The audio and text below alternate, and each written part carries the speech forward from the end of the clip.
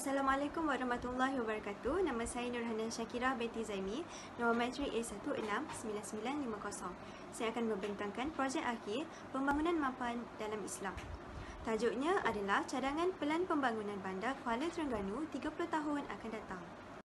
Pertama sekali, saya akan menjelaskan definisi pembangunan mapan dalam Islam. Pembangunan mapan ialah pembangunan yang dapat memenuhi keperluan pada masa sekarang tanpa menjejaskan keperluan pada masa hadapan.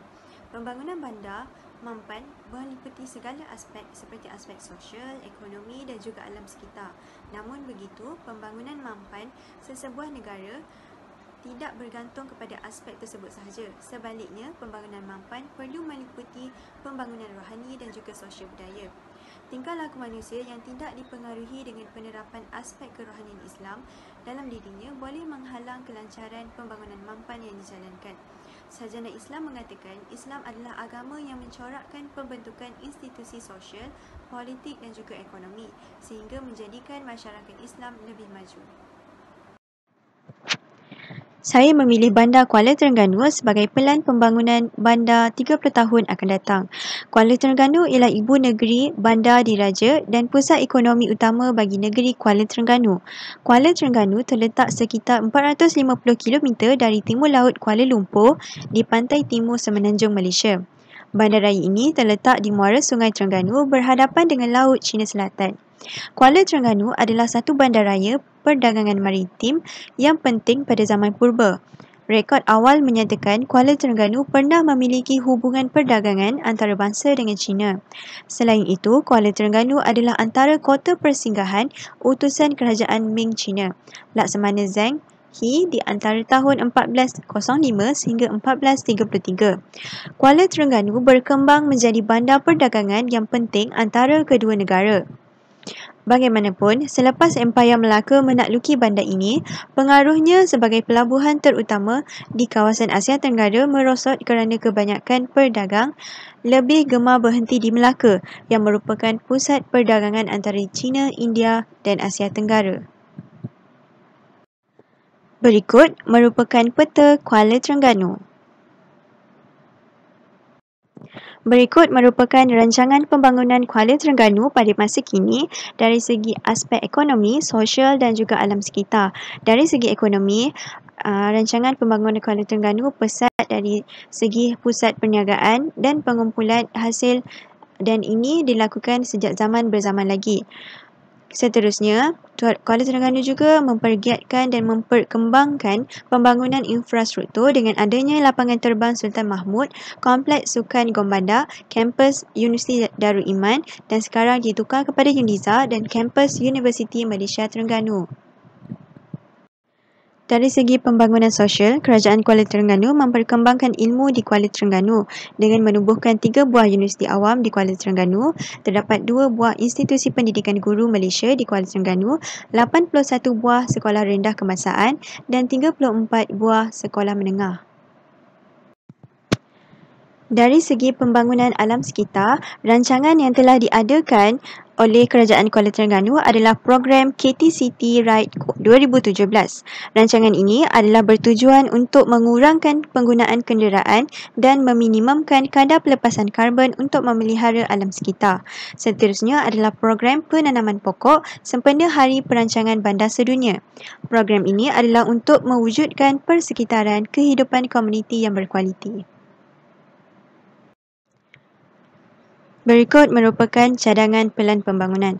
Pertama, mengutamakan nilai hidup Islam dalam sesebuah perancangan bandar. Proses ini mampu meningkatkan taraf hidup dan keharmonian ummah dengan meliputi segala aspek ekonomi, sosial dan alam sekitar. Kedua, mewujudkan sesebuah perundangan dan peraturan yang adil.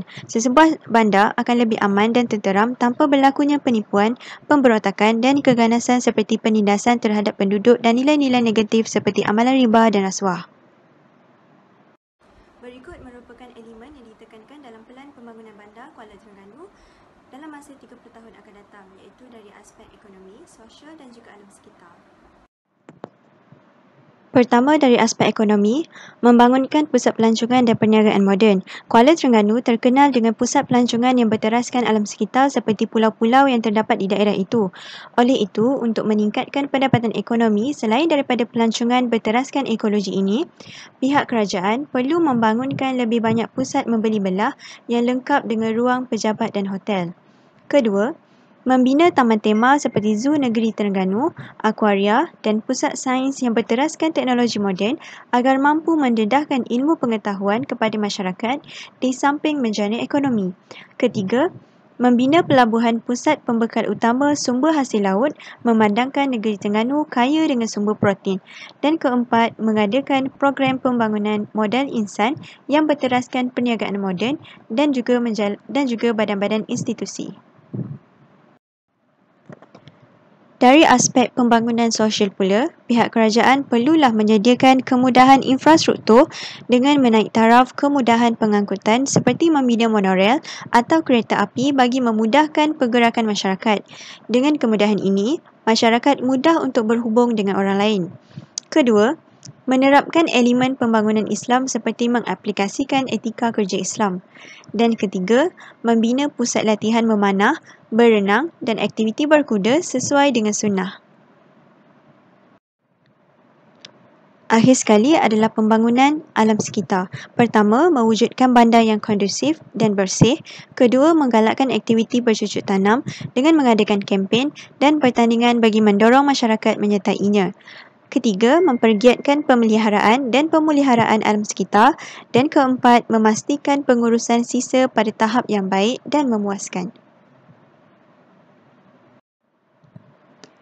Kesimpulannya, sesuatu pembangunan di bandar boleh dilaksanakan selagi mana ianya tidak merosakkan kesihatan ekonomi bandar dan alam sekitar. Cadangan pelan pembangunan di sesebuah bandar dirangka dan dapat dijadikan sebagai sebuah matlamat untuk memajukan bandar setanding dengan negara maju yang lain. Sekiranya pelan pembangunan dapat diurus dan dilaksanakan dengan teratur dan sistematik mengikut aspek-aspek ekonomi, sosial dan alam sekitar yang digaris oleh Islam, maka sesebuah negara yang lebih harmoni dan sejahtera dapat diwujudkan.